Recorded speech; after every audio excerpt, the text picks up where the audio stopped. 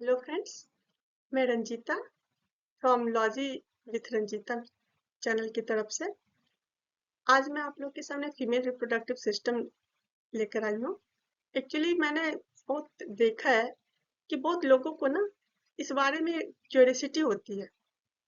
Even एक science के student को भी पता नहीं होता है कि एक्चुअली होता क्या है। फीमेल रिप्रोडक्टिव सिस्टम में इतने सारे जो फंक्शन होते हैं वो सब इतने कॉम्प्लिकेटेड होते हैं कि उन्हें समझना बहुत मुश्किल होता है।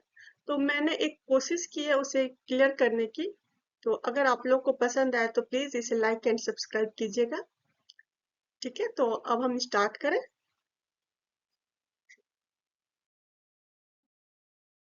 ये है हमारा female reproductive organ. Female reproductive organ में मेनली क्या होता है? ये ओवरी होती है, दोनों साइड एक एक ओवरी होता है, यानी हमारे बॉडी में दो ओवरी होता है। ओवरी एक फैलोपियन ट्यूब से जुड़ा हुआ होता है। फैलोपियन ट्यूब का वो पार्ट जो ओवरी से अटैच होता है उसको इनफंडिबुलम बोलते हैं। इनफंडिबुलम क्या है ना, ये फिंगर लेग जैसे हमारा फिंगर है ना, ऐसा एक स्ट्रक्चर होता है जो ओवरी को ऐसे पूरी सपोर्ट किया रहता है, उसको ऐसे होल्ड किया रहता है। फिर इनफंडिबुलम से हम जब ऊपर जाएंगे तो ये एम्प्यूला कहलाता है। एम्प्यूला के बाद इस्थमस। इस्थमस जो यूट्रस से जुड़ा हुआ होता है। यूट्रस का ऊपर वाला पार्ट फंडस कहलाता है और ये बीच वाला पार्ट बॉडी होता है, यूट्रस की बॉडी होती है। ये यूट्रस जो है ना, दो लेयर का बना होता है। जिसका बाहरी लेयर ये मायोमेट्रियम होता है और अंदर का लेयर जो होता है वो इंडोमेट्रियम होता है। ये वाला पार्ट इंडोमेट्रियम है। ठीक है। और फिर जब यूट्रस से हम जब नीचे आते हैं तो ये सर्वाइकल कनाल होती है जो बहुत ही पतली एक कनाल है। ठीक है, इसको सर्वाइकल कनाल कहते हैं और सर्वाइकल कनाल के ऊपरी पार्ट को क्या बोलते हैं? सर्विक्स। सर्विक्स के नीचे ये वेजाइना होती है। तो इस तरह से हम देखते हैं कि एक फीमेल रिप्रोडक्टिव ऑर्गन में दो ओवरी होता है, दो फैलोपियन ट्यूब्स होती है, एक यूट्रस होता है। यूट्रस का ऊपर वाला पार्ट, नीचे वाला पार्ट सर्विक्स कहलाता है और सर्विक्स के नीचे वेजाइना होती है। ठीक है। अब मैंने अपना वीडियो बंद कर दिया है ताकि मैं आपको अपना पूरा स्लाइड ठीक से दिखा सकूं। तो अब हम शुरू करते हैं। तो जब हमारे बॉडी में एक फीटस का डेवलपमेंट हो रहा होता है तो उस वक्त वो एक मेल चाइल्ड बनेगा या फीमेल चाइल्ड बनेगी, ये कैसे डिटरमाइन होता है? तो हम जनरली जानते हैं कि मेल में जो होता है ना वो एक्स एंड वाई होता है क्रोमोसोम, और फीमेल में डबल एक्स होता है जो जो मतलब डिसाइड करता है कि चाइल्ड जो है वो मेल बनेगा या फीमेल बनेगा। जब टू एक्स जब मेल का एक्स और फीमेल का एक्स कंबाइन होता है तो वो फीमेल बनती है, और जब मेल का वाई क्रोमोसोम और फीमेल के एक्स से कंबाइन करता है तो वो मेल बनता है। ये बातें तो जनरली सभी को पता होती है आजकल कि एक फीटस का या एक बच्चे का जो भी सेक्स डिटर्मिनेशन है वो क्रोमोसोमल लेवल पे ऐसे ही होता है, बहुत ही आसानी से होता है क्रोमोसोमल लेवल पे। हम ये बात सभी को पता है। लेकिन क्या फिजियोलॉजी लेवल पे भी ये इतनी आसानी से डिसाइड होता है? तो आगे हम वो जानेंगे कि आखिर ये कैसे एक फीटस में फीमेल रिप्रोडक्टिव ऑर्गन या मेल रिप्रोडक्टिव ऑर्गन का डेवलपमेंट होता है। एक्चुअली क्रोमोसोमल लेवल पे तो पहले ही आसानी से डिसाइड हो गया कि अगर कोई स्पर्म जो एक्स को कंटेन करता है तो वो फीमेल के एक्स के साथ मिलकर फीमेल बना देगा, और कोई स्पर्म जो वाई क्रोमोसोम कंटेन करता है वो मेल के एक्स के साथ मिलकर मेल बना देगा। लेकिन फीमेल में जब फर्टिलाइजेशन होता है, जाइगोट बनता है, तो उस वक्त ये रिप्रोडक्टिव ऑर्गन्स कैसे डेवलप होता है ये हम आगे की स्लाइड में देखते हैं। सेक्स डिटर्मिनेशन एक फिजियोलॉजी लेवल पे देखते हैं। ठीक है। जब से प्रेगनेंसी जब से स्टार्ट होता है उसको क्या बोलते हैं? Gestation period. ठीक है। ये गेस्टेशन पीरियड जब से स्टार्ट होता है इसके 4 वीक या +2 वीक्स भी मान सकते हैं, यानी कि 4 वीक +2 वीक यानी 6 वीक के बाद हमारे बॉडी में रिप्रोडक्टिव सिस्टम बनना शुरू होता है। तो उस वक्त क्या होता है कि हमारे बॉडी में गोनाड्स, ये जो गोनाड्स है उसका डेवलपमेंट होता है। ये गोनाड्स जो होता है ना, ये गोनाड्स क्या होता है, बाय पोटेंशियल होता है। दैट मीन्स कि ये गोनाड्स दोनों ही, मेल या फीमेल दोनों को ही बनाने की कैपेसिटी रखती है। दैट मीन्स कि जब एक फीटस का फॉर्मेशन हो रहा होता है, एक जायगोट जब बन रहा, जायगोट से फीटस बन रहा होता है, तब ये गोनाड्स बनता है जो बाय पोटेंशियल होता है। इस वक्त इसमें दोनों ही कैपेसिटी होती है, या तो ये मेल बनाएगा या तो ये फीमेल चाइल्ड बनाएगी। तो ये गोनाड्स में क्या होता है कि ये गोनाड्स जो है ना, ये बाय पोटेंशियल होता है। इसके साथ दो डक्ट जुड़े होते हैं, जिसे एक मुलेरियन डक्ट होता है और दूसरा वॉल्फियन डक्ट होता है। वॉल्फियन डक्ट के थ्रू जो है ना, वो मेल चाइल्ड का डेवलपमेंट होता है, मेल रिप्रोडक्टिव ऑर्गन का डेवलपमेंट होता है। और ये जो मुलेरियन डक्ट होती है ना, इससे फीमेल रिप्रोडक्टिव ऑर्गन का फॉर्मेशन होता है। तो अब ये डिसाइड कैसे होगा, गोनाड्स तो बाय पोटेंशियल है, इसमें तो दोनों को ही डेवलप करने की कैपेसिटी है। पर ऐसा क्या होता है कि ये गोनाड्स के फॉर्मेशन के बाद या तो ये फीमेल बनता है या तो ये मेल बन जाता है। ठीक है, तो इस, तो हम आगे ये देखते हैं कि आखिर ये सिलेक्शन होता कैसे है। ओके, 6 वीक हम लोग देखते हैं कि गोनाड का तो फॉर्मेशन हो गया। तो अब ऐसा क्या होता है कि ये गोनाड्स या तो मेल रिप्रोडक्टिव ऑर्गन्स बनाती है या फीमेल रिप्रोडक्टिव ऑर्गन्स बनाती है। यहाँ पर जो है ना, हमारे फीटस में क्रोमोसोम के प्रेजेंस के इम्पोर्टेंस आता है। अगर उस वक्त उस जायगोट में या जायगोट में वाई क्रोमोसोम प्रेजेंट होता है, वाई क्रोमोसोम अगर उसमें प्रेजेंट होता है, तो वाई क्रोमोसोम जो है ना, उसमें एक SRY नाम की जीन होती है जो सेक्स डिटरमाइनिंग जीन होता है। ठीक है, ये SRY प्रोटीन रिलीज करती है आफ्टर 6 वीक के बाद। तो ये SRY प्रोटीन जो है ना, वो टेस्टोस्टेरोन डिटरमाइनिंग फैक्टर होती है। ये टेस्टोस्टेरोन डिटरमाइनिंग फैक्टर होती है। ये SRY प्रोटीन गोनाड्स के मेडुला में जाके इसे स्टिमुलेट करती है। हमने देखा कि गोनाड्स होती है, गोनाड्स जो है ना, वो दो पार्ट का बना होता है। बाहर का पार्ट कॉर्टेक्स कहलाता है और अंदर का पार्ट मेडुला होती है। मेडुला में दो तरह के सेल्स पाए जाते हैं, एक रिज सेल और सेकेंड नॉन रिज सेल। रिज सेल जो होती है ना, अब ये जब SRY प्रोटीन जब इन दोनों को स्टिमुलेट करती है, तो ये rich cell testosterone producing cell में बदल जाता है और नॉन रिच सेल वो सर्टोली सेल्स में कन्वर्ट हो जाता है।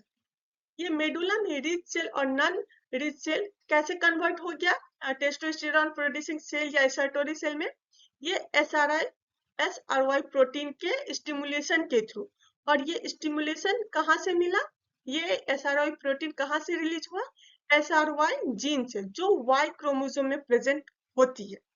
तो इस तरह से देखते हैं कि जब सेक्स डिटर्मिनेशन का प्रोसेस चल रहा होता है, तो उस वक्त अगर Y क्रोमोसोम प्रेजेंट है, तो वो सेलेक्ट करती है वो इस गोनाड को स्टिमुलेट करती है कि वो उसे उसके सेल्स को टेस्टोस्टेरोन प्रोड्यूसिंग सेल में कन्वर्ट करे और सर्टोली सेल में कन्वर्ट कर दे। ठीक है, यहाँ तक क्लियर है।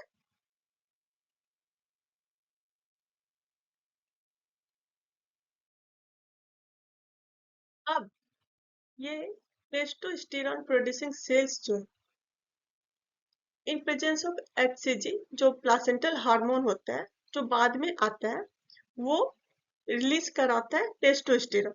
और ये टेस्टोस्टेरोन वॉल्फियन डक्ट को ग्रो करने में मदद करती है और इससे फिर मेल रिप्रोडक्टिव ऑर्गन का डेवलपमेंट होता है। तो हमने पिछली स्लाइड में देखा ना कि रिच सेल जो टेस्टोस्टेरोन प्रोड्यूसिंग सेल में कन्वर्ट हुई थी, ये तब तक वैसे ही इसी सेल्स में रहेगी जब तक कि ये जो प्लासेंटल हार्मोन है HCG ये नहीं मिलता। जब और ये HCG कब मिलता है? जब हमारे जब फीटस जो है, जब जायगोट का इम्प्लांटेशन हो जाता है यूट्रस में, तो उस इम्प्लांटेशन के बाद ये हार्मोन रिलीज होता है HCG। और फिर इस HCG के प्रेजेंस में ये टेस्टोस्टेरॉन प्रोड्यूसिंग सेल्स जो है ना, वो टेस्टोस्टेरॉन रिलीज करता है।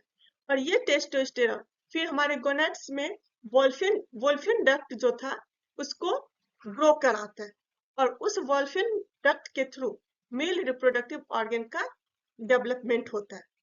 पर साथ में ये जो सर्टोली सेल्स हुआ था, नॉन रिच सेल जो कन्वर्ट हुआ था सर्टोली सेल में, वो एक MIS यानी मुलेरियन इनहिबिटरी सब्सटेंस रिलीज करती है, जो कि एंटी मुलेरियन हार्मोन होती है।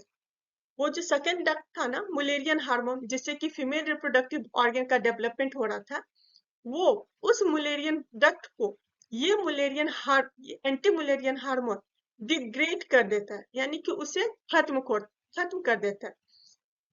सर्टोली सेल का क्या फंक्शन हो गया? मुलेरियन डक्ट को डिग्रेड करना। और टेस्टोस्टेरॉन प्रोड्यूसिंग सेल क्या किया? टेस्टोस्टेरॉन को रिलीज किया, जिससे कि बॉयफ्रेंड डक्ट को हेल्प मिला ग्रो करने में, और मेल रिप्रोडक्टिव ऑर्गन का डेवलपमेंट हुआ। दैट मीन्स की गोनाड में इस दोनों का, सर्टोली सेल्स का और टेस्टोस्टेरॉन प्रोड्यूसिंग सेल्स का, इन दोनों का ही इंपॉर्टेंस है। अगर इनमें से किसी एक ने भी काम नहीं किया तो मेल रिप्रोडक्टिव ऑर्गन्स का डेवलपमेंट सही से नहीं हो पाता है। ठीक है, यहाँ तक समझ में आया कि मेल रिप्रोडक्टिव ऑर्गन्स का डेवलपमेंट कैसे हुआ? जब जायगोट में Y क्रोमोसोम प्रेजेंट होता है, तो वो उस Y क्रोमोसोम में जो SRY जीन होती है, वो SRY प्रोटीन रिलीज करती है। वो SRY प्रोटीन जो टेस्टोस्टेरॉन डिटरमाइनिंग फैक्टर होता है, वो गोनाड्स के मेडुला में जाके रिच सेल और नॉन रिच सेल को स्टिमुलेट करती है। Rich cell testosterone producing cells में कन्वर्ट हो जाता है, और non rich cell Sertoli cells में कन्वर्ट हो जाता है। अब सर्टोली सेल्स MIS यानी मुलेरियन इनहिबिटरी सब्सटेंस रिलीज करता है, जो एंटी मुलेरियन हार्मोन होता है, और ये मुलेरियन डक्ट को डिग्रेड कर देता है। और टेस्टोस्टेरॉन प्रोड्यूसिंग सेल्स बाद में HCG प्लासेंटल हार्मोन के प्रेजेंस में टेस्टोस्टेरॉन रिलीज करता है, और ये टेस्टोस्टेरॉन से वोल्फिन डक्ट का ग्रोथ होता है, और ये मेल रिप्रोडक्टिव ऑर्गन में डेवलप कर जाता है। यहाँ तक क्लियर है?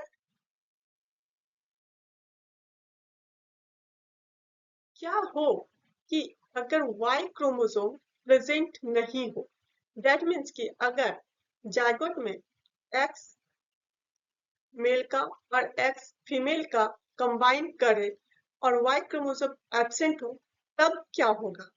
तो जब Y क्रोमोसोम नहीं है तो SRY जीन नहीं होगा। SRY जीन नहीं है, SRY प्रोटीन नहीं होगा। तो ये SRY प्रोटीन नहीं है, तो गोनाड्स को कोई भी स्टिमुलेशन नहीं मिलती है। तो जब गोनाड्स को कोई स्टिमुलेशन नहीं मिलता है, तो ये मुलेरियन डक्ट अपने आप खुद से बिना किसी स्टिमुलेशन के फीमेल रिप्रोडक्टिव ऑर्गन्स का डेवलपमेंट करना शुरू कर देती है। दैट मीन्स कि मुलेरियन डक्ट को फीमेल रिप्रोडक्टिव ऑर्गन में डेवलप करने के लिए किसी भी स्टिमुलेशन की जरूरत नहीं है। ठीक है, और वोल्फिन डक्ट जो होता है ना, वो टेस्टोस्टेरोन के स्टिमुलेशन के एब्सेंट में, दैट मीन्स कि अगर वाई क्रोमोसोम है ही नहीं, तो टेस्टोस्टेरोन सेल्स में वो कन्वर्ट ही नहीं हुआ। टेस्टोस्टेरोन प्रोड्यूसिंग सेल्स कन्वर्ट नहीं हुआ, तो टेस्टोस्टेरोन नहीं बना। और टेस्टोस्टेरोन के एब्सेंट में ये वोल्फिन डक्ट खुद ब खुद डिजेनरेट कर जाता है, और मुलेरियन डक्ट बिना किसी स्टिमुलेशन के वो फीमेल रिप्रोडक्टिव ऑर्गन में डेवलप कर जाता है। दैट मीन्स कि हम देख रहे हैं कि एक फीमेल रिप्रोडक्टिव ऑर्गन्स को ग्रो करने के लिए या डेवलप करने के लिए किसी भी स्टिमुलेशन की जरूरत नहीं होती है, जबकि Y chromosome male reproductive organ को डेवलप करने के लिए वाई क्रोमोसोम के थ्रू स्टिमुलेशन की जरूरत होती है। ठीक है। तो इसमें हम लोग देख रहे हैं कि फीमेल रिप्रोडक्टिव ऑर्गन खुद ब खुद बिना किसी स्टिमुलेशन के डेवलप कर गए। अब समझ में आ गया कि फीमेल रिप्रोडक्टिव ऑर्गन कैसे डेवलप होता है और मेल रिप्रोडक्टिव ऑर्गन कैसे डेवलप होता है।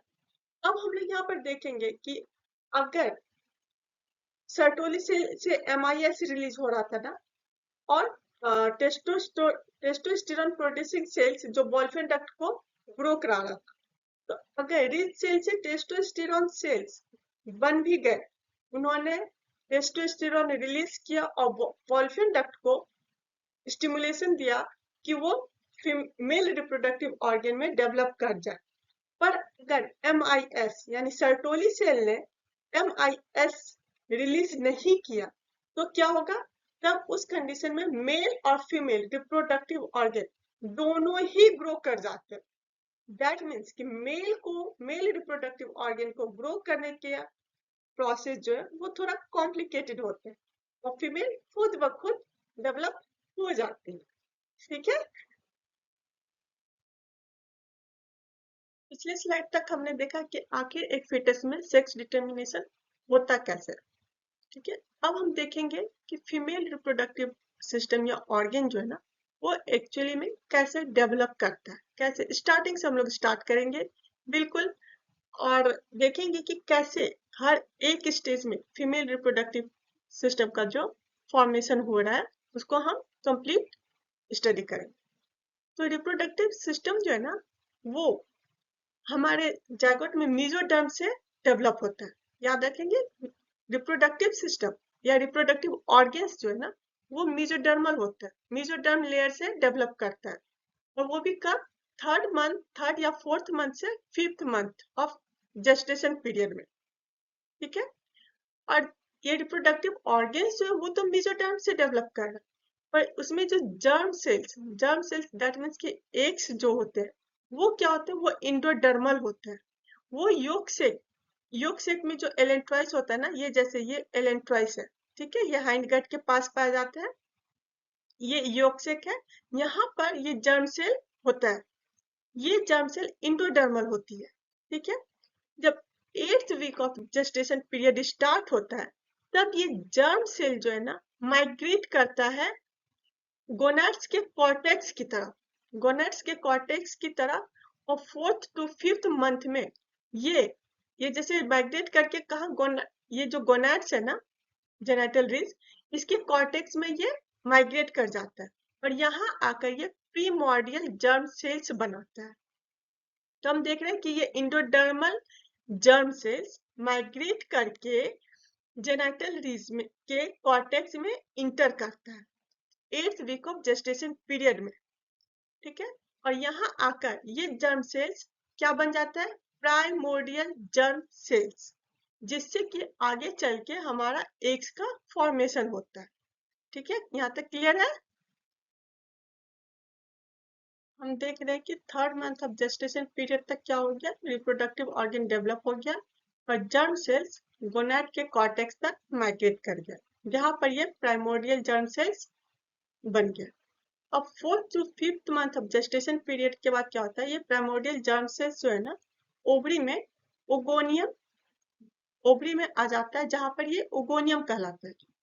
ओगोनियम क्या करता है? माइटोसिस डिवीजन करता है और मिलियंस ऑफ सेल्स में कन्वर्ट हो जाता है। दैट मीन्स ओगोनियम जो डिवाइड करके मिलियंस ऑफ सेल्स में कन्वर्ट हो गया, उसको हम लोग क्या बोलेंगे? ओगोनियम। अब ये ओगोनिया ओवरी में single layer of ovarian cells के से कवर्ड हो जाता है। ओवरी में ओगोनिया क्या होता है? Single layer of ovary ovarian cells से कवर्ड हो जाता है, जिसको कि हम लोग स्पिंडल सेल्स बोलते हैं। अब इस स्पिंडल सेल्स के अंदर ये ओगोनिया ग्रोथ एंड डिफरेंशिएशन करता है और प्राइमरी oocyte में कन्वर्ट होता है। ग्रोथ एंड डिफरेंशिएशन में क्या होता है? G1 phase, S phase, G2 phase में जाता है, फिर ये मियोसिस फर्स्ट में जाता है, मियोसिस फर्स्ट के प्रोफेज फर्स्ट फेज में जाता है, प्रोफेज फर्स्ट फेज में के डिप्लोटिन स्टेज में जाता है। अब जैसे ही ये डिप्लोटिन स्टेज में जाता है, ये प्राइमरी oocyte का स्पिंडल सेल्स जो है ना, एक OMIF फैक्टर रिलीज करता है। OMIF फैक्टर क्या होता है? ये oocyte maturation inhibitory factor, oocyte maturation inhibitory factor, that means कि ये फैक्टर क्या करता है, इस oocyte के मैच्योरेशन को इनहिबिट कर देता है, जिससे ये oocyte क्या होता है, अरेस्टिंग फेज में चला जाता है। तो ये प्राइमरी oocyte मियोसिस फर्स्ट के प्रोफेज फर्स्ट के डिप्लोटिव स्टेज में क्या हो जाता है, OMIF फैक्टर के थ्रू ये अरेस्ट हो जाता है, और इस अरेस्टिंग फेज को फर्स्ट अरेस्टिंग फेज कहते हैं। और ये फीमेल चाइल्ड में प्यूबर्टी तक रहता है, दैट मीन्स कि फर्स्ट अरेस्टिंग फेज जो है ना सबसे लॉन्गर होता है, ये ईयर्स तक हो जाता है। इस प्यूबर्टी के बाद ही ये अरेस्टिंग फेज रिमूव होता है। लेकिन ये अरेस्टिंग फेज में प्राइमरी oocyte चला तो गया, उसके बाद एक फीमेल चाइल्ड का बर्थ हो जाता है। उस बर्थ तक या कह के हम प्यूबर्टी तक ये अरेस्टिंग फेज कंटिन्यू रहता है। तो इसमें कुछ हम लोग पॉइंट्स को जान लें कि प्राइमरी oocyte जिस single layers of ovarian cell से घिरा रहता है उसको स्पिंडल सेल्स बोलते हैं। ये स्पिंडल सेल्स को नर्स सेल भी बोलते हैं, क्योंकि ये प्राइमरी oocyte को न्यूट्रिशन प्रोवाइड करता है, और OMIF तो रिलीज करता है ये, जिससे कि प्राइमरी oocyte अरेस्टिंग फेज में कंटिन्यू रहे। ये जो स्पिंडल सेल्स है ना, वो मेल के सर्टोली सेल्स का एनालोगस होता है, क्योंकि वही ये प्राइमरी oocyte को न्यूट्रिशन देता है, इसलिए। ठीक है, यहाँ तक सारा क्लियर हो गया। अब आफ्टर बर्थ से 10 to 12 इयर्स तक क्या होता है, ये जो 10 to 12 ईयर जो होता है ना, ये प्यूबर्टी ईयर्स यहाँ से स्टार्ट होता है। तो इस बीच क्या होता है फीमेल चाइल्ड में कि हम लोग देखते हैं कि हाइपोथैलेमस पाया जाता है, हाइपोथैलेमस ग्लैंड, पिट्यूटरी ग्लैंड होता है, और गोनाड होता है। ये हाइपोथैलेमस पिट्यूटरी को कंट्रोल करता है, और ये पिट्यूटरी गोनाड्स को कंट्रोल करता है। ये हम लोग ग्लैंड में जानते हैं।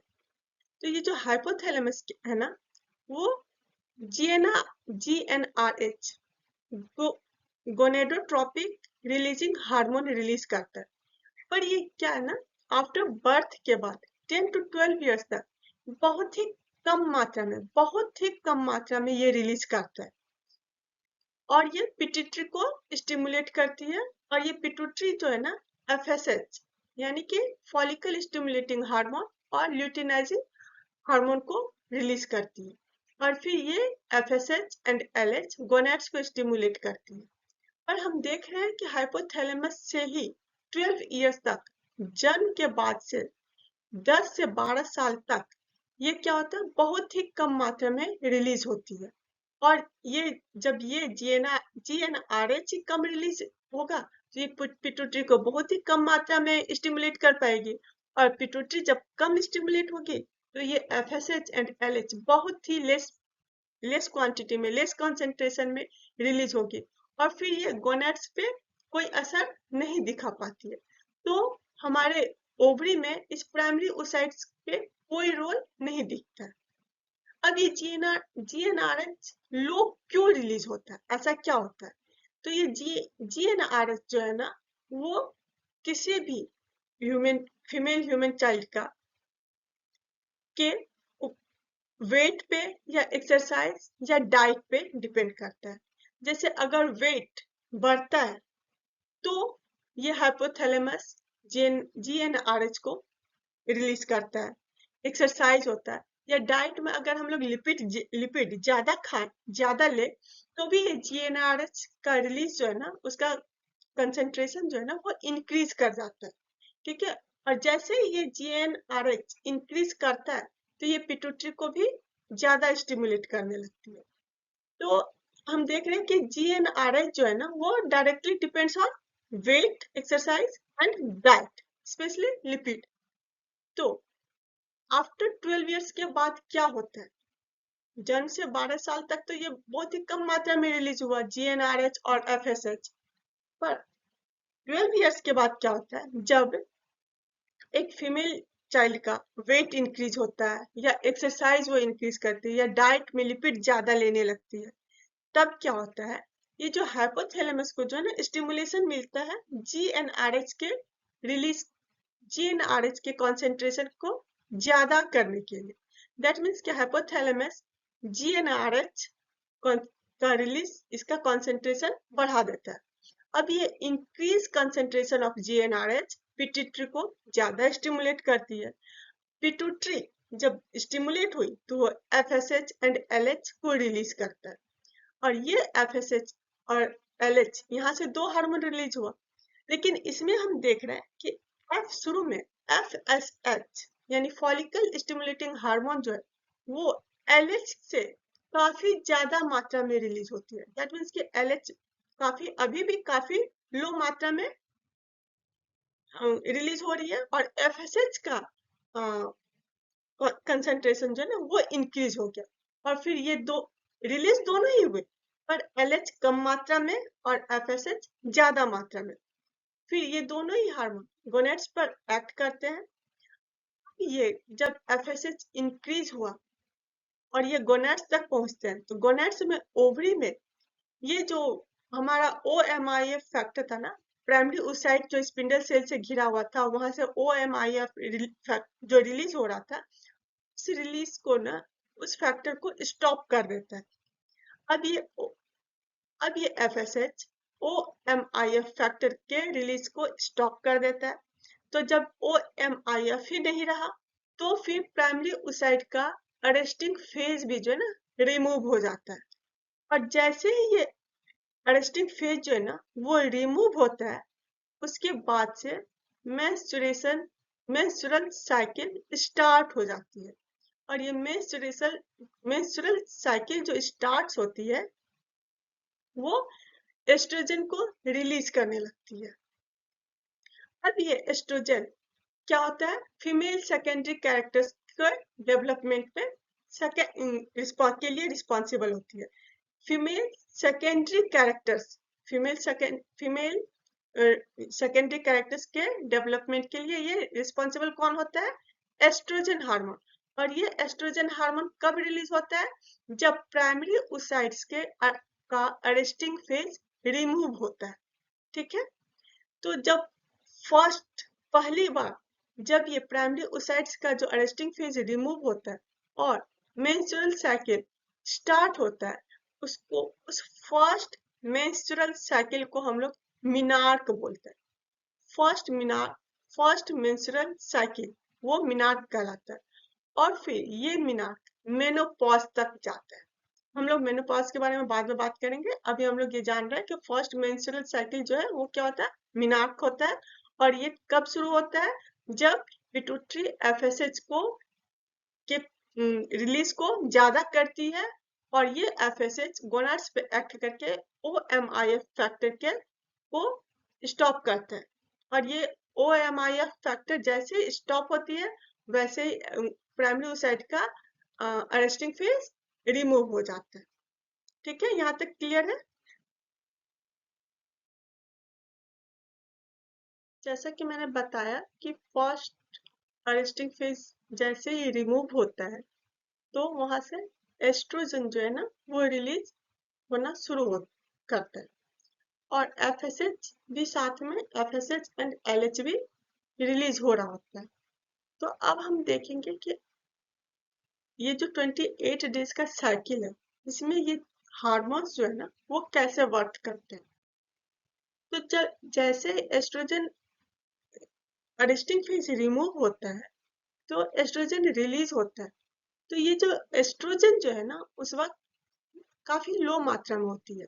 यानी कि जब मान लीजिए फर्स्ट मेंस्ट्रुअल साइकिल स्टार्ट हुआ, ठीक है, तो उस वक्त यहाँ पर हम देख रहे हैं कि एस्ट्रोजन, दूसरा हार्मोन प्रोजेस्टेरॉन, तीसरा एलएच और एफएसएच, ये चारों हार्मोन, इन चारों हार्मोन का कंसेंट्रेशन जो है ना वो कम होता है, काफी कम होता है। एस्ट्रोजन भी कम है, प्रोजेस्टेरॉन भी कम है, और LH and FSH oestrogen and progesterone से थोड़ा ज्यादा होता है, पर इसका भी कंसेंट्रेशन जो है ना वो कम ही होता है। तो 0 to 2 डेज में, 0 से 2 दिन के तक देखते हैं कि ये एस्ट्रोजन भी काफी कम होता है, प्रोजेस्टेरोन भी काफी कम होता है, और एलएच जो है ना वो थोड़ा थोड़ा इंक्रीज, हल्का हल्का इंक्रीज कर रहा होता है, और एलएच भी इंक्रीज कर रहा होता है। फिर जब 2 से 4th डे पर आएंगे, वहां से हम लोग देख रहे हैं कि एस्ट्रोजन का जो है ना कंसेंट्रेशन बढ़ना शुरू होता है। और जब ये कंसेंट्रेशन बढ़ता है, ये जब बढ़ने लगता है, तो क्या होता है, उस वक्त तक एफएसएच एंड एलएच का कंसेंट्रेशन कम ही होता है। प्रोजेस्टेरोन तो देखिए एकदम बिल्कुल भी कम होता है। फिर ये 4th से लेके 12 डेज तक ये एस्ट्रोजन का कंसेंट्रेशन बढ़ते ही जा रहा है। 12 डे में एस्ट्रोजन की पीक जो है ना सबसे ज्यादा हाई होती है 12th डे में। उसके बाद फिर एस्ट्रोजन कम होना शुरू होता है, और हम नोटिस करेंगे कि 12 से 13th डे से ये प्रोजेस्टेरोन का जो है ना कंसेंट्रेशन इंक्रीज होना शुरू होता है, और फिर ये प्रोजेस्टेरोन इंक्रीज होते होते 20 से 26th डे तक प्रोजेस्टेरोन ज्यादा होता है, और फिर ये डिक्लाइन 28th डे तक डिक्लाइन कर रहा है।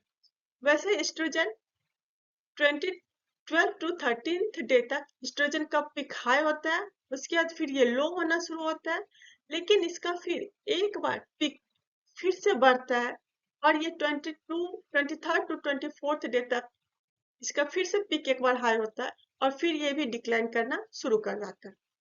वैसे ही 0 से हम लोग 10th डे तक देख रहे हैं कि ये एफएसएच जो है ना वो इंक्रीज होता है, फिर वो डिक्रीज भी करने लगता है, और फिर 12th डे के बाद एफएसएच फिर से इसका कंसेंट्रेशन बढ़ता है, और फिर डिक्लाइन होके फिर वो इस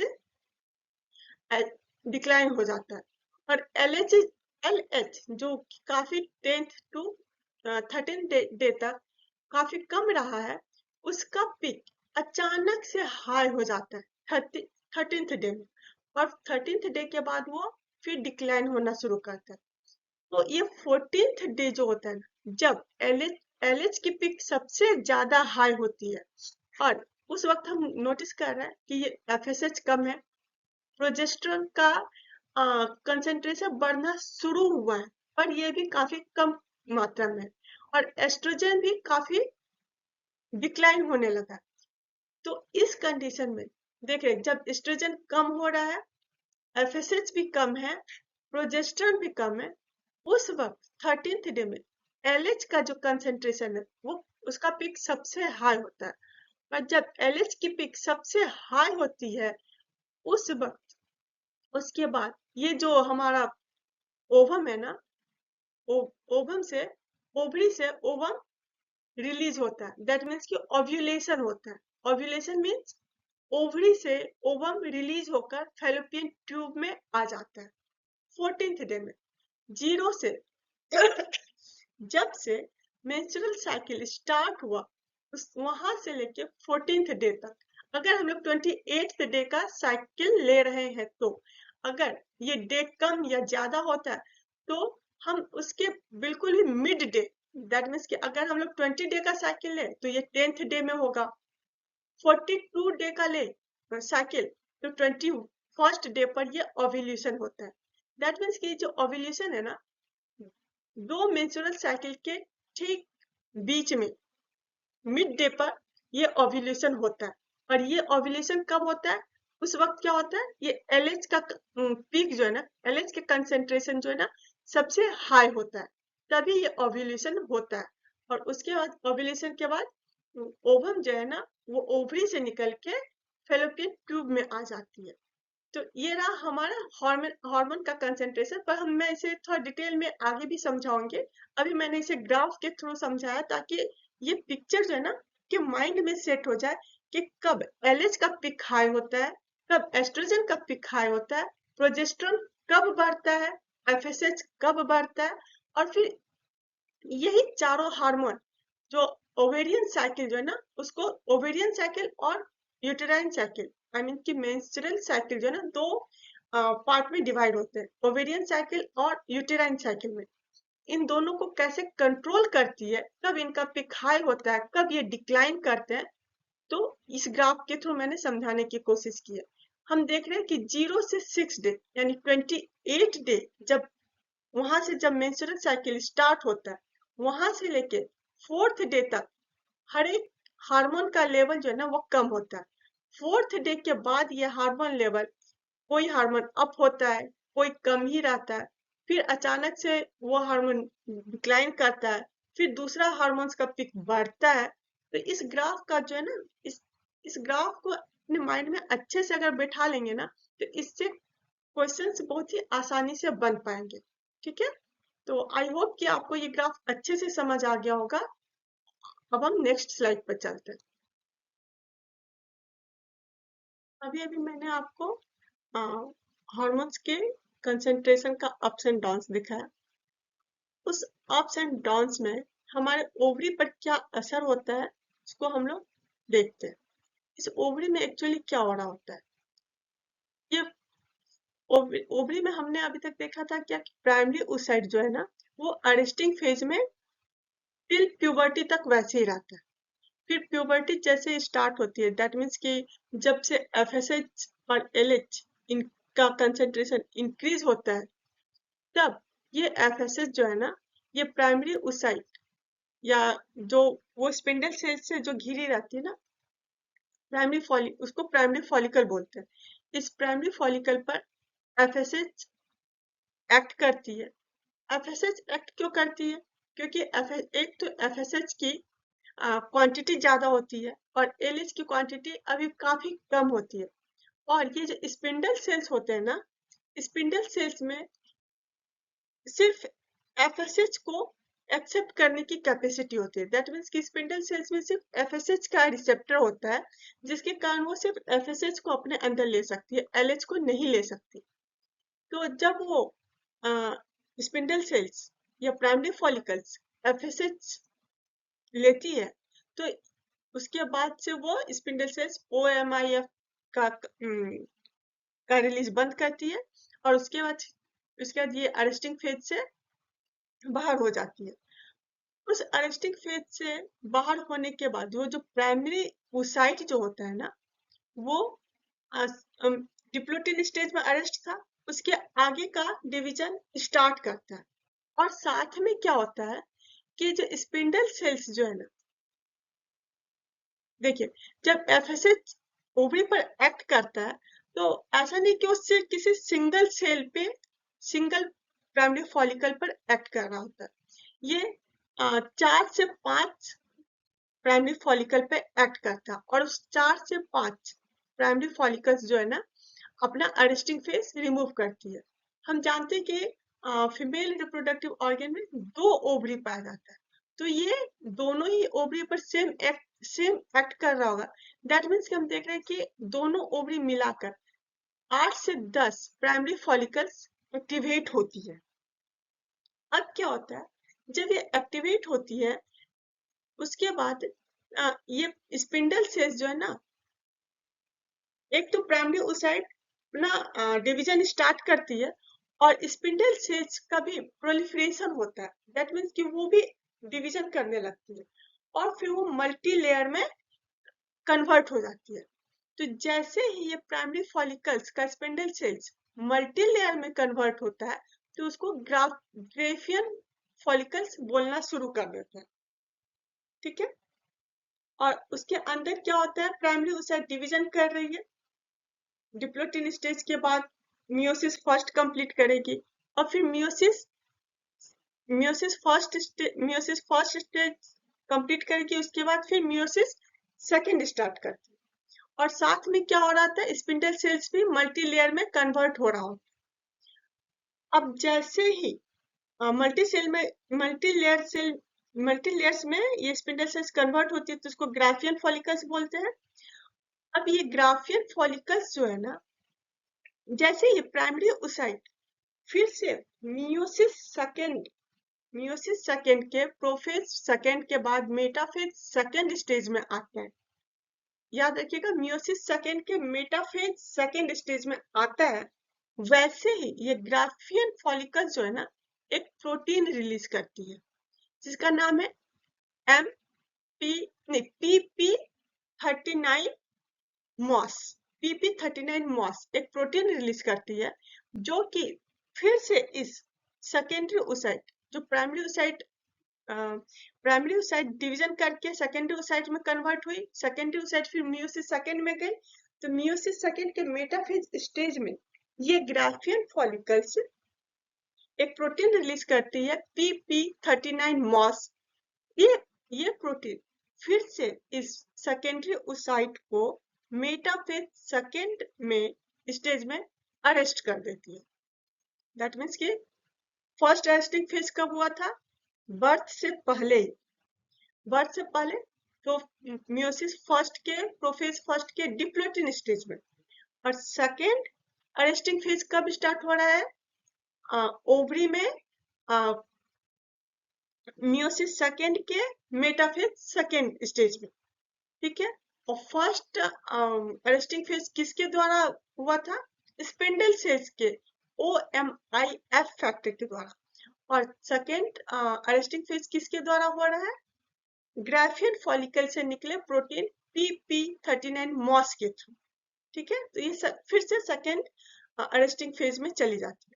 अब ये ओसाइट तो सेकेंडरी ओसाइट ऐसे ही अरेस्टिंग फेज में है, पर ये ग्राफियन फॉलिकल जो है ना वो मल्टीलेयर में कन्वर्ट हो जाता है। फिर ये ग्राफियन फॉलिकल जो है दोबारा इस ओवेरियन सेल से कवर्ड होती है। इस बार क्या होता है? 2 लेयर्स ऑफ ओवेरियन सेल से ये कवर्ड होती है। ग्राफियन फॉलिकल के ऊपर ओवेरियन सेल्स अगेन 2 लेयर्स से ये कवर्ड कर देता है, जिसको थीका सेल बोलते हैं। अब ये थीका सेल्स में कन्वर्ट हो रही है, और ये ग्राफियन फॉलिकल भी जब मल्टी लेयर में कन्वर्ट हो रहा होता है, उसी वक्त ये जो एस्ट्रोजन, जो ग्राफियन फॉलिकल्स जो एस्ट्रोजन रिलीज करता है ना, तो कुछ एस्ट्रोजन ये अपने अंदर भी कंटेन कर लेती है। तो इस तरह से ये क्या हो जाता है? फ्लूइड फील्ड कैविटी बन जाती है इसके अंदर। ये फ्लूइड में क्या होता है? एस्ट्रोजन पाया जाता है। और जब ये फ्लूइड फील्ड कैविटी जो है ना, इसको बोलते हैं हम लोग एंट्रम। और जब ये एंट्रम बन जाता है, तब इस फॉलिकल को हम लोग एंट्रम फॉलिकल बोलने लगते हैं, ठीक है। ये एंट्रम फॉलिकल कहलाने लगता है।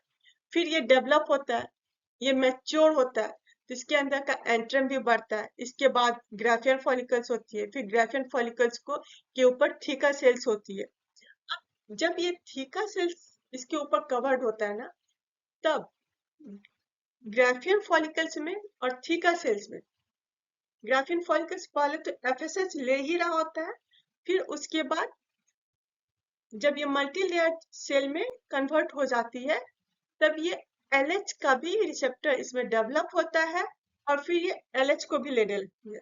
और जब LH इसके अंदर आता है, तो फिर इससे एस्ट्रोजन का रिलीज जो है ना वो बढ़ जाता है। यानी ग्राफियन फॉलिकल में LH क्या कर रहा है? एस्ट्रोजन के रिलीज को बढ़ाता है। और जो ये जो इसके ऊपर जो थीका सेल जो कवर्ड होता है, वो सिर्फ उसमें सिर्फ LH का ही रिसेप्टर होता है। और फिर जब वो LH को पर थीका सेल में एस्ट्रोजन नहीं बनता, थीका सेल में क्या होता है? डिया एंड्रोजन बनता है। वो एंड्रोजन फिर ग्राफियन फॉलिकल्स में इंटर करती है। ग्राफियन फॉलिकल्स में एक इंजाइम होता है, वो इंजाइम एंड्रोजन को फिर एस्ट्रोजन में कन्वर्ट करती है।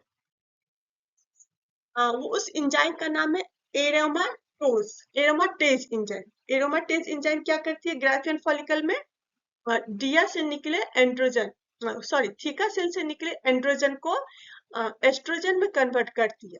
तो दैट मीन्स हम लोग देख रहे हैं कि अब ग्राफियन फॉलिकल से एस्ट्रोजन का कंसेंट्रेशन का रिलीज जो है ना वो काफी बढ़ गया।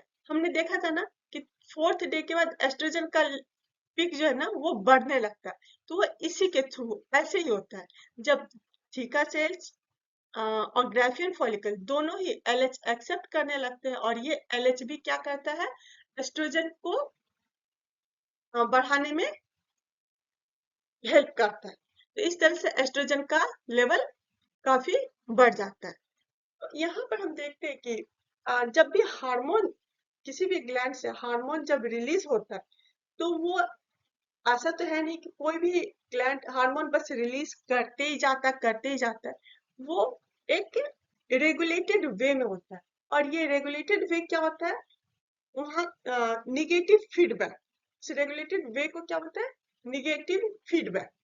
निगेटिव फीडबैक क्या होता है? जैसे ही हार्मोन्स का कंसेंट्रेशन हाई होता है, वैसे ही वो हार्मोन ही निगेटिव फीडबैक भेजता है हाइपोथैलेमस या पिट्यूटरी पर, जिससे कि निगेटिव फीडबैक भेजा, जिससे कि हाइपोथैलेमस और पिट्यूटरी ग्लैंड जो है ना, उस अपने हार्मोन्स के रिलीज को कम कर देती है, और जिसके थ्रू फिर ये हार्मोन पिट्यूटरी ग्लैंड अपने हार्मोन को कम करती है, जिसके थ्रू वो आगे वो जो ग्लैंड होता है वो अपने हार्मोन्स को कम कर देती है। इस तरह से ये अ, चलता है।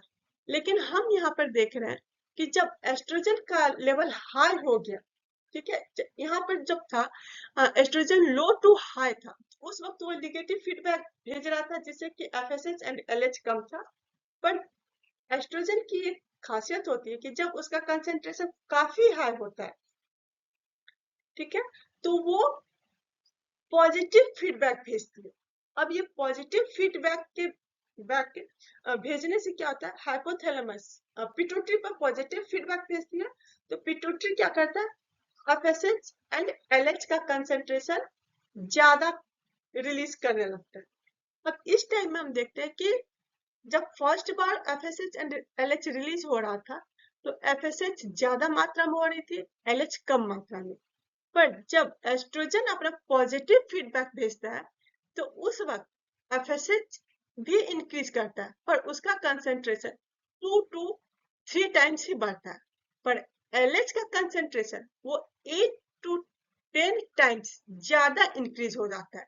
दैट मीन्स कि यहाँ पर एस्ट्रोजन के स्टिमुलेशन के थ्रू, पॉजिटिव फीडबैक के थ्रू एलएच का कंसेंट्रेशन काफी अचानक हाई बढ़ जाता है 13th डे पर, ठीक है। और उसके बाद जब एलएच का कंसेंट्रेशन बढ़ता है, तो फिर ये जो मैच्योर ग्राफियन फॉलिकल होती है, वो ओवम को रिलीज कर देती है। इस ओवरी को तोड़ते हुए ये ओवम को फैलोपियन ट्यूब में रिलीज कर देती है। ओवम तो रिलीज हो गया, पर ओवरी में ये ग्राफियन फॉलिकल रह जाता है। और ओवरी जब रप्चर होता है, तो इससे कुछ ब्लड क्लॉट्स भी जो है ना इसके अंदर रह जाता है। तो ये Graafian follicles with some blood clots, ये कहलाता है कॉर्पस हेमोरेजिया। कॉर्पस हेमोरेजिया। अब ये कॉर्पस हेमोरेजिया फिर एलएच के हाई रहने से एक लिपिड लेयर से घिर जाती है। तो जब ये लिपिड लेयर से घिर जाती है, तब हम लोग इसको बोलते हैं कॉर्पस ल्यूटियम।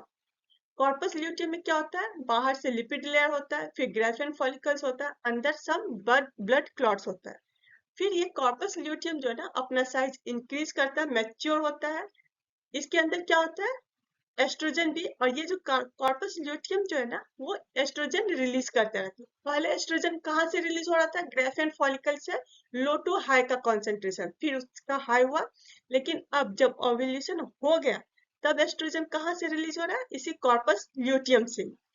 फिर ये मैच्योर होता है, यहाँ से फिर एस्ट्रोजन का लेवल हाई होता है, और फिर इसी कॉर्पस ल्यूटियम से प्रोजेस्टेरॉन भी रिलीज होता है। फिर उसके बाद ये धीरे धीरे डिग्रेड करने लगता है। ये कॉर्पस ल्यूटियम जो है ना, ये डिग्रेड करने लगता है। तो जब ये डिग्रेड करता है, तो उसको कॉर्पस एल्बिकन्स कहते हैं। और फिर ये कॉर्पस एल्बिकन्स फाइनली बिल्कुल ही डिग्रेड हो जाता है।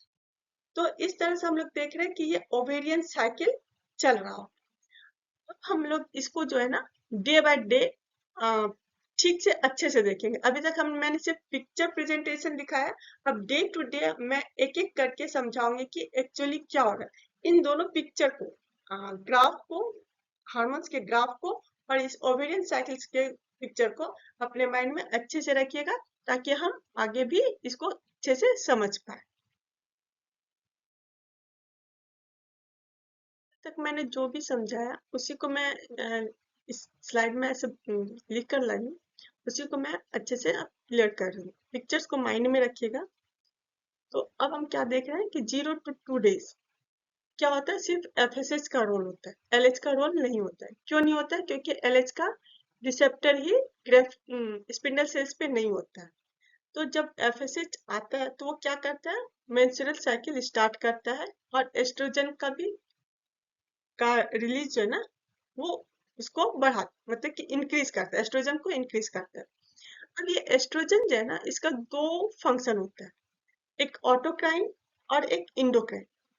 हम लोग अभी ऑटोक्राइन देखते हैं, इंडोक्राइन इफेक्ट जो है ना, ये यूटेराइन साइकिल में होता है।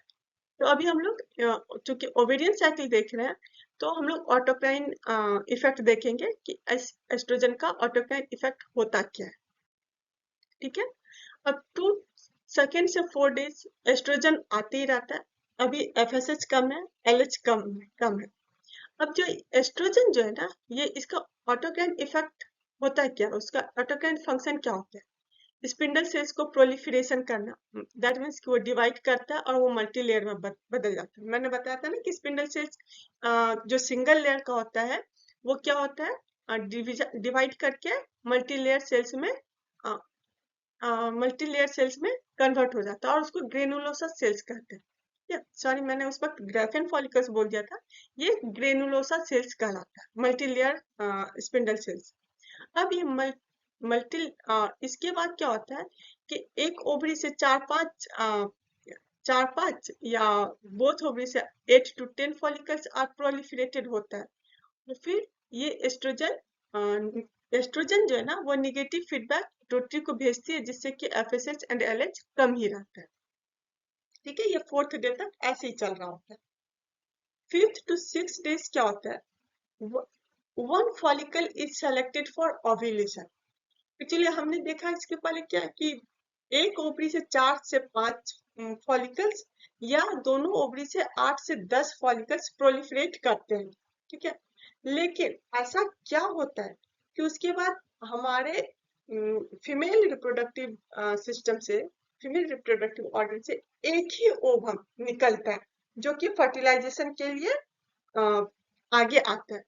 तो ऐसा क्या होता है, ओवरी तो दोनों है, दोनों ही ओवरी से एक एक ओवम, एटलीस्ट एक एक ओवम तो निकलना ही चाहिए। दैट मीन्स कि हर मंथ 2 ओवम आना चाहिए, पर ऐसा नहीं होता। ये हमारे सिस्टम में ऐसा बना हुआ है कि एक टाइम में एक ओवरी से एक ओवम निकलेगा, तो नेक्स्ट मंथ सेकेंड ओवरी से एक ओवरी ओवम निकलेगा। मतलब दैट मीन्स कि दोनों ओवरी जो है ना, अल्टरनेट वे में काम करते हैं, अल्टरनेट वे में वो अपने ओवम को रिलीज करते हैं। अगर एक मंथ में लेफ्ट साइड का ओवरी अपना ओवम रिलीज करता है, तो सेकेंड मंथ में सेकेंड साइड का, राइट साइड का ओवरी अपना ओवम रिलीज करेगा। जनरली ऐसा होता है, साइंस में ऐसा कभी भी कुछ नहीं होता है कि ये सबके लिए ही होता है, ऐसा जनरली होता है। कभी कभी किसी किसी में देखते हैं कि दोनों ही ओवरी से एक एक ओवम निकला, जिससे कि हम जानते हैं कि ट्विंस का भी जन्म होता है। तो ऐसा हो सकता है, लेकिन जनरली ऐसा होता है कि एक ओवरी एक मंथ में, अगर एक ओवरी अपना ओवम रिलीज कर रही होती है, तो सेकेंड मंथ में सेकेंड ओवरी अपना ओवम रिलीज करेगी। तो अब ये सिलेक्शन कैसे होगा, अब कौन सा फॉलिकल्स आगे जाकर ओवम बनेगा, इसका सिलेक्शन कैसे होता है? इसका सिलेक्शन होता है एफएसएच के कंसंट्रेशन के आधार पर। उसमें क्या होता है कि जब एफएसएच ओवरी पर एक्ट करती है ना, तो जिस फॉलिकल्स पे, जिस प्राइमरी फॉलिकल्स को एफएसएच का कंसंट्रेशन सबसे ज्यादा मिलता है, वही फॉलिकल्स सेलेक्ट होती है और आगे चल के ओवम बनाती है। और उससे कम मात्रा में जितने भी प्राइमरी फॉलिकल्स एफएसएच एक्सेप्ट करते हैं, वो सारे डिग्रेड हो जाते हैं। तो ये जो सिलेक्शन का प्रोसेस होता है ना, फॉलिकल्स के सिलेक्शन का प्रोसेस, इसको ऑप्सोनाइजेशन कहते हैं। इसको क्या बोलते हैं? ऑप्सोनाइजेशन। और ये हाई कंसंट्रेशन ऑफ एफएसएच के रिसीव के कारण होता है। और जो रेस्ट फॉलिकल्स जो है, वो उसको वो डिजेनरेट हो जाता है। डिजेनरेट को क्या बोलते हैं? ऑट्रेसिस। तो रेस्ट फॉलिकल्स ऑट्रेसिस हो जाता है, और इस प्रोसेस को, यानी इस डिजेनरेशन प्रोसेस को क्या बोलते हैं? ट्रेसिया। ठीक है, यहाँ तक समझ गया में आ गया कि 5th to 6th डे तक ऑप्शनाइजेशन हो जाता है। दैट मीन्स कि वन फॉलिकल ओव्यूलेशन के लिए सेलेक्ट हो जाता है। फिर 7th to 9th डे तक हम देखते हैं कि एस्ट्रोजन जो है ना वो फॉलिकल्स में भी एक्यूमुलेट होता है, जिसके कारण कि फ्लूइड फिल्ड कैविटी एट्रम बनता है और इस फॉलिकल को क्या बोलते हैं, एंट्रल फॉलिकल। ठीक है, यहाँ तक क्लियर है। 9th to 10th डेज में क्या होता है, एफएसएच की सेंसिटिविटी तो प्रेजेंट रहती है, एस्ट्रोजन की भी सेंसिटिविटी, एस्ट्रोजन भी प्रेजेंट रहता है।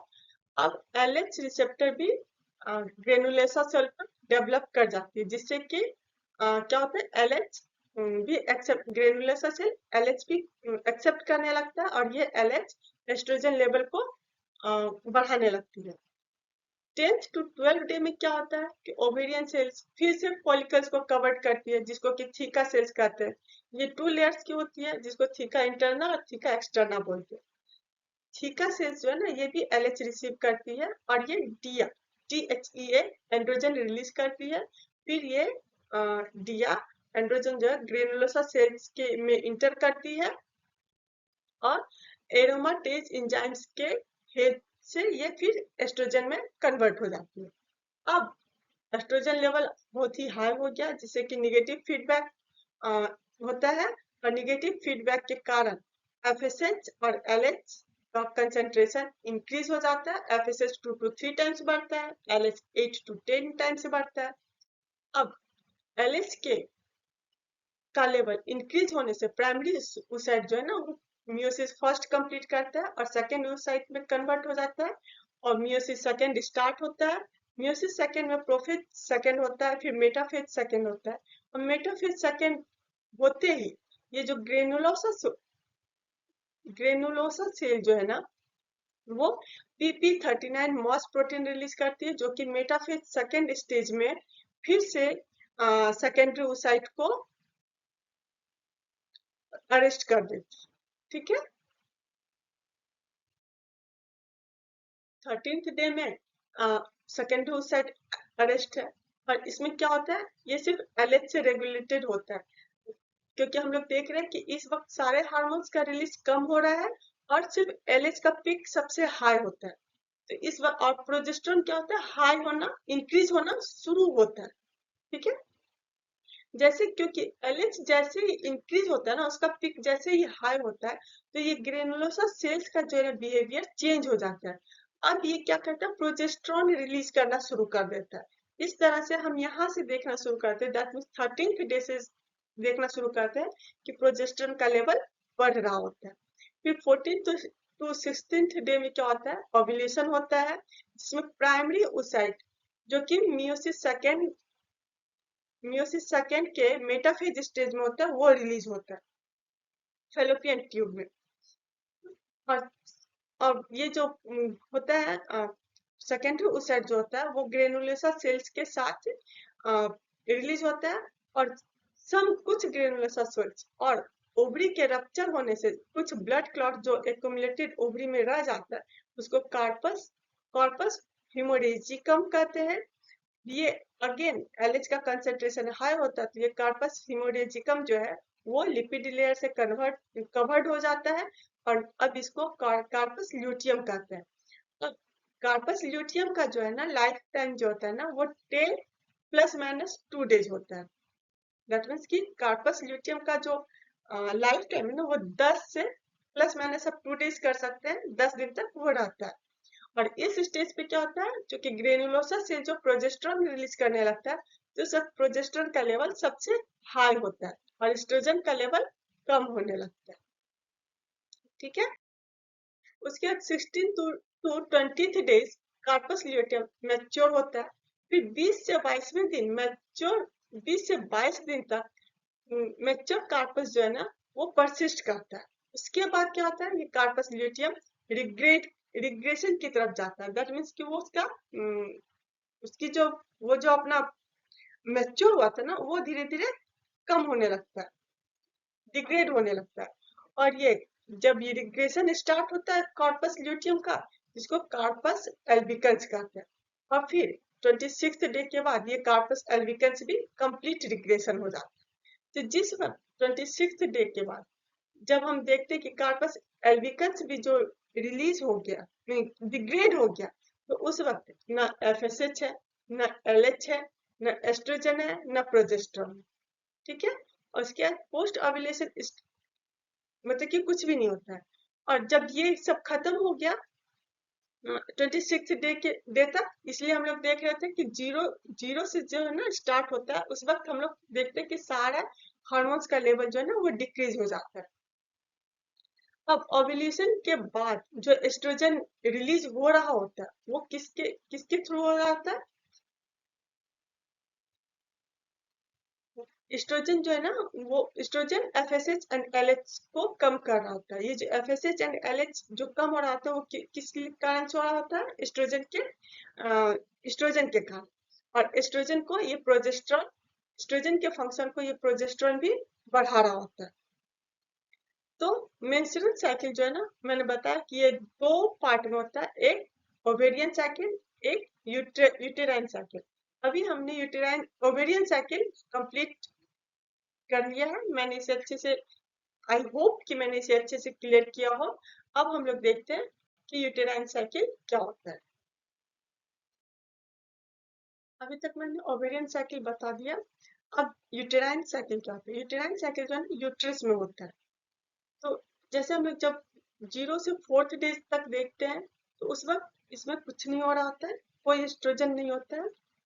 मैंने बताया था ना ओवेरियन साइकिल में कि ओवेरियन साइकिल से जब ग्रेनुलोसा सेल से एस्ट्रोजन रिलीज होता है, तो उसका दो फंक्शन होता है, ऑटोक्राइन फंक्शन और इंडोक्राइन फंक्शन। ऑटोक्राइन तो मैंने बताया कि वो वहीं पर होता है और फिर स्पिंडल सेल्स को प्रोलिफरेट कराता है। और उसका जो इंडोक्राइन फंक्शन होता है वो क्या होता है, यहाँ से रिलीज होकर वो यूटेराइन वॉल पे एक्ट करती है। और वॉल यूटेराइन वॉल के इंडोमेट्रियम लेयर, ये जो इंडोमेट्रियम लेयर होता है ना, इसकी थिकनेस को बढ़ाने लगती है। तो जब ये थिकनेस बढ़ रहा होता है उस फेज को हम लोग क्या बोलते हैं? Proliferative phase. प्रोलिफरेटिव फेज में क्या होता है? ये यूटेराइन साइकिल का फेज है, प्रोलिफरेटिव फेज। और इसमें क्या होता है? इंडोमेट्रियम का थिकनेस बढ़ने लगता है। और इंडोमेट्रियम का जो थिकनेस बढ़ता है उसमें आर्टरी भी रहता है। दैट मीन्स कि इसमें वेन्स नहीं पाए जाते, सिर्फ आर्टरी पाया जाता है। ठीक है। उसके इसको प्रोलिफरेटिव फेज कहते हैं। उसके 16th डे के बाद 16th डे के बाद क्या होता है? जब कॉर्पस ल्यूटियम प्रोजेस्टेरोन का फॉर्मेशन स्टार्ट करता है, तो उस वक्त ये प्रोलि मतलब कि इसका सेक्रेटरी फेज स्टार्ट होता है। सेक्रेटरी फेज में क्या होता है? इसके ऊपर एक म्यूकस का लेयर आने लगता है, जिसमें कि बहुत सारे चीजें होती है, जैसे कार्बोहाइड्रेट, प्रोटीन। इसका पीएच भी एसिडिक हो जाता है। ठीक है। अ, इसके बाद ये सेक्रेटरी फेज होता है। और उसके बाद जब हम देखते हैं कि कॉर्पस लिटियम कॉर्पस एल्बिकेंस में कन्वर्ट होता है, तो एस्ट्रोजन और प्रोजेस्टेरोन का लेवल कम होता है, तब ये जो इंडोमेट्रियम है ना, ये शेड हो जाता है, मतलब डिजेनरेट होने लगता है। और फिर ये डिजेनरेट होने लगता है और उसके बाद फिर ये यहाँ से निकलकर निकलने लगता है, जिसको कि मेंस्ट्रुअल साइकिल बोलते हैं। और इसको शेडिंग फेज बोलते हैं। तो शेडिंग फेज क्या हुआ? इंडोमेट्रियम के थिकनेस, जो एक्स्ट्रा थिकनेस हुआ था ना, वो निकल के टूट के उसका बाहर आना शेडिंग फेज कहलाता है, या मेंस्ट्रुअल मेंस्ट्रुअल टाइम कहलाता है। ठीक है। अभी तक हमने ओवेरियन साइकिल और यूटेराइन साइकिल देख लिया कि वहाँ क्या क्या हो रहा होता है। पर ये जो ओव्यूलेशन के बाद ओवम जो रिलीज हुआ, उसका क्या होता है? ये जो ओवम जो है ना वो सेकेंडरी ओसाइट होता है, ये अरेस्टिंग फेज में रहता है।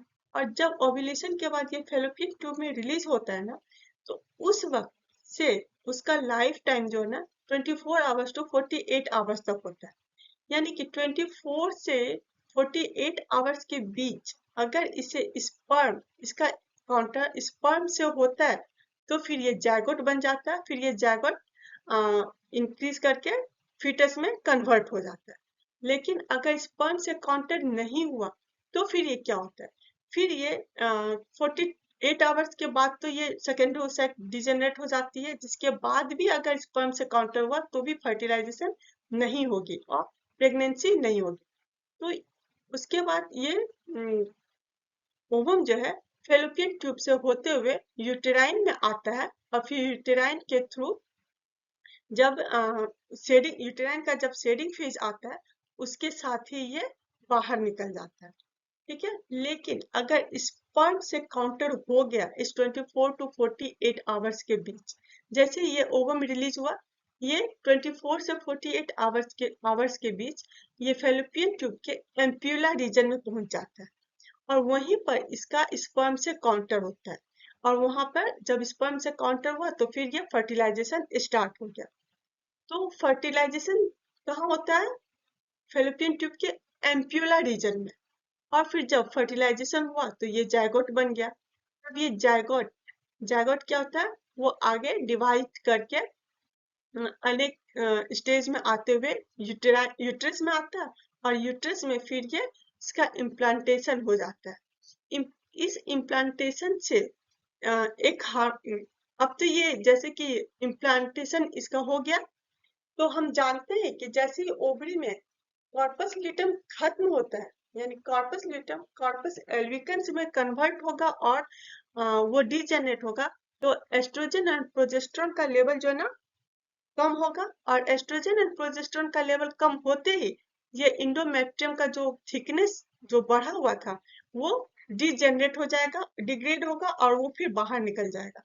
तो दैट मीन्स कि जब ये इम्प्लांटेशन होता है उस वक्त इसे ऐसा कोई सिग्नल मिलना चाहिए कि ये कार्पस ल्यूटियम जो है ना कार्पस एल्विकन्स में चेंज नहीं हो, ताकि एस्ट्रोजन और प्रोजेस्टेरोन का लेवल जो है ना वो कम नहीं होना चाहिए। तो ऐसा क्या होता है? तो जैसे ये इम्प्लांटेशन होता है तो यहाँ से एक HCG हार्मोन रिलीज होता है, प्लासेंटल हार्मोन रिलीज होता है। ये प्लासेंटल हार्मोन तुरंत ही यहाँ ओवरी को सिग्नल देता है कि अब कार्पस ल्यूटियम जो है ना उसी स्टेज में बना रहे, दैट मीन्स कि उसका डिग्रेडेशन नहीं हो, और फिर ये कार्पस ल्यूटियम जो इसी स्टेज में कंटिन्यू 4 से 5 मंथ आगे तक कंटिन्यू रह जाता है, और इससे प्रोजेस्टेरोन एस्ट्रोजन का लेवल भी हाई रहता है, जिससे कि फिर ये इंडोमेट्रियम का जो थिकनेस है वो डिग्रेड नहीं होता है, और फिर ये प्रेगनेंसी कंटिन्यू कर जाती है। और मैंने एक बात शुरू में भी बताया था कि जब ये इम्प्लांटेशन होता है तो यहाँ से HCG रिलीज होता है, और यही HCG इस जायगोट में वो सिग्नल देती है, कौन सा सिग्नल देती है? वॉल्फियन डक्ट को, कि वो मेल रिप्रोडक्टिव ऑर्गन्स को बनाना शुरू करे। ठीक है, यहाँ तक समझ में आ गया कि कैसे फर्टिलाइजेशन हुआ, उसके बाद फिर कैसे इम्प्लांटेशन हुआ। एक्चुअली क्या होता है ना, ये तो हमने ओवेरियन साइकिल पढ़ा और यूटेराइन साइकिल पढ़ा। हाँ, लेकिन इसमें ना बहुत सारे स्टेजेस होते हैं। अब ये फर्टिलाइजेशन का भी एक अलग से चैप्टर होता है कि फर्टिलाइजेशन के दौरान क्या क्या हुआ, फिर ये कैसे जायगोट मतलब फर्टिलाइजेशन होता है, ये जायगोट बना, जायगोट से फिर कैसे यहाँ 3 लेयर्स का फॉर्मेशन होता है, ये सब ये अलग चैप्टर में। दैट मीन्स कि इस रिप्रोडक्टिव ऑर्गन के अंदर इतने सारे फंक्शन होते हैं, इतने सारे अप्स एंड डाउन्स हार्मोन्स का, या इतने सारे फंक्शंस होते हैं कि इन्हें पढ़ने के लिए मतलब काफी चैप्टर काफी टाइम लगता है। तो मैंने यहाँ पे बस जनरल पॉइंट्स को समझाने की कोशिश की है, जो कि जनरली लोगों के मन में इसके प्रति क्वेश्चंस रहते हैं कि आखिर ऐसा क्या होता है कि ये मेंसेस में अगर जैसे हम बोलते हैं कि अगर हम ट्यूबल लाइगेशन करवा दिए, यानी फेलोपियन ट्यूब को अगर हम बंद कर देते हैं, तब भी हमारा मेंसेस कैसे आते रहता है, या फर्टिलाइजेशन कैसे नहीं होता है। तो मैंने इन सब क्वेश्चंस को थोड़ा समझाने की कोशिश की है, क्योंकि फेलोपियन ट्यूब से सिर्फ हमारा क्या होता है, ओवम आ रहा होता है, जबकि मेंसेस में जो ब्लीडिंग होती है वो क्यों होता है, वो इंडोमेट्रियम के डिग्रेड होने से होता है, इसका ट्यूबल लाइगेशन से कोई मतलब नहीं होता। ठीक है, तो ट्यूबल लाइगेशन यानी फेलोपियन को ब्लॉक करने के बावजूद एक फीमेल में मेंस्ट्रुअल साइकिल कंटिन्यू रहता है, क्योंकि उसका यूटेराइन साइकिल कंटिन्यू रहता है। और होता तो ओवेरियन साइकिल भी है, चलता है, लेकिन ये ओवम जो है ना, सिर्फ स्पर्म से काउंटर नहीं कर पाता। ठीक है, इस तरह से हम लोग प्रेगनेंसी को रोकते हैं। तो हम समझ गए कि इम्प्लांटेशन के बाद एचसीजी रिलीज होगा, वो एचसीजी कॉर्पस ल्यूटेम को सिग्नल देगी ताकि वो परसिस्ट कर जाए, और फिर एस्ट्रोजन और प्रोजेस्टेरोन का लेवल भी हाई रहता है और प्रेगनेंसी स्टार्ट हो जाती है। ठीक है, यहाँ तक आई थिंक कि सब क्लियर हो गया होगा। कुछ जनरल फैक्ट्स के बारे में पढ़ेंगे कि ओवम जो हम देख रहे हैं ना, कि जो ओवम रिलीज हो रहा है हमारे फैलोपियन ट्यूब में, वो क्या होता है, उसका साइज क्या होता है, इस डॉट से ज्यादा बड़ा नहीं होता है, इवन कि इस डॉट से भी छोटा होता है। और ये हमारे बॉडी में सबसे बड़ा सेल होता है, और इसका साइज इसी डॉट से कम होगा, ज्यादा नहीं हो सकता। फिर उसके बाद ओव्यूलेशन के बाद क्या होता है, सेकेंडरी oocyte जो 24 आवर्स तक कंटिन्यू कर सकता है, वो उसके बाद वो डिजेनरेट हो जाता है और फर्टिलाइजेशन नहीं हो पाता है। फर्टिलाइजेशन फैलोपियन ट्यूब के एम्पियोला रीजन में होता है। फर्टिलाइजेशन, एक्चुअली फर्टिलाइजेशन का मतलब क्या है? फर्टिलाइजेशन का मतलब उसके अंदर के क्रोमोसोम्स का मिलना नहीं, उस मेल एंड फीमेल गैमेट्स के प्लाज्मा मेम्ब्रेन का फ्यूजन जो होता है ना, वो फर्टिलाइजेशन कहलाता है। जैसे ही मेल और फीमेल गैमेट्स एक दूसरे के साथ अटैच होते हैं, उनका प्लाज्मा मेम्ब्रेन अटैच होता है, उसी उसको फर्टिलाइजेशन कहते हैं। फर्टिलाइज जैसे ही फर्टिलाइजेशन होता है, oocyte जो है ना, सेकेंडरी oocyte, जिसका कि जो अरेस्टिंग फेज में होता है, वो रिमूव्ड हो जाता है, वो भी कैल्शियम के थ्रू। ये स्पर्म से उसको कैल्शियम मिलता है, जिससे कि सेकेंडरी oocyte का अरेस्टिंग फेज रिमूव्ड हो जाता है, फिर वो आगे डिवीजन करने लगती है। अब हम देखते हैं कि कॉन्ट्रासेप्टिव पिल्स, प्रेगनेंसी को रोकने के लिए जो कॉन्ट्रासेप्टिव पिल्स लेते हैं, उसमें क्या होता है, ये एस्ट्रोजन एंड प्रोजेस्टेरोन का लेवल हाई, मतलब मेंटेन करके एस्ट्रोजन और प्रोजेस्टेरोन का लेवल हाई करके रखता है, जिससे कि ओव्यूलेशन होता ही नहीं है। हम देख रहे हैं कि जैसे ही प्रोजेस्टेरोन कम होता है, जैसे जैसे ही प्रोजेस्टेरोन और एस्ट्रोजन का लेवल हाई होता है, तो वो एलएच को बढ़ने नहीं देता है, और जब एलएच नहीं होता तो वो ओव्यूलेशन को नहीं होने देता। और मेंस्ट्रुएशन, ड्यूरिंग मेंस्ट्रुएशन क्या होता है, इंडोमेट्रियम लेयर सेक्रेट होता है यूटेराइन वाल से, सो ट्यूबल लाइगेशन का इसका से कोई इफेक्ट नहीं होता है। ट्यूबल लाइगेशन के थ्रू क्या होता है, सिर्फ एग्स जो है ना, वो स्पर्म से कांटेक्ट नहीं हो पाता है और फर्टिलाइजेशन नहीं होता है। लेकिन मेंस्ट्रुअल साइकिल जो यूटेराइन साइकिल का पार्ट होता है, वो कंटिन्यू होते ही रहता है। और प्रेगनेंसी किट में जो है ना, वो कैसे प्रेगनेंसी को डिटरमाइन करते हैं, तो जब इम्प्लांटेशन के बाद जो प्लासेंटल सीजी जो निकलता है ना, वो हमारे यूरिन में आने लगता है। कब? ओव्यूलेशन के 9th डे के बाद, अगर फर्टिलाइजेशन हुआ तो, या फर्टिलाइजेशन के 7th डे के बाद, या मेंस्ट्रुअल साइकिल जब से स्टार्ट हुआ उसके बाद फर्टिलाइजेशन हुआ, उसके 23rd डेज के बाद ये प्लासेंटल एचसीजी जो यूरिन के साथ रिलीज होती है, यही प्लासेंटल एचसीजी को डिटेक्ट करता है प्रेगनेंसी किट, और प्रेगनेंसी को शो करता है। ठीक है, यहाँ तक मैंने कोशिश की है कि आपको आपके हर एक क्वेश्चन का जवाब मिल जाए। और आई होप कि मैंने अगर अच्छे से थोड़ा थोड़ा बहुत भी क्लियर किया हो, तो प्लीज मुझे लाइक एंड सब्सक्राइब करें। Thank you.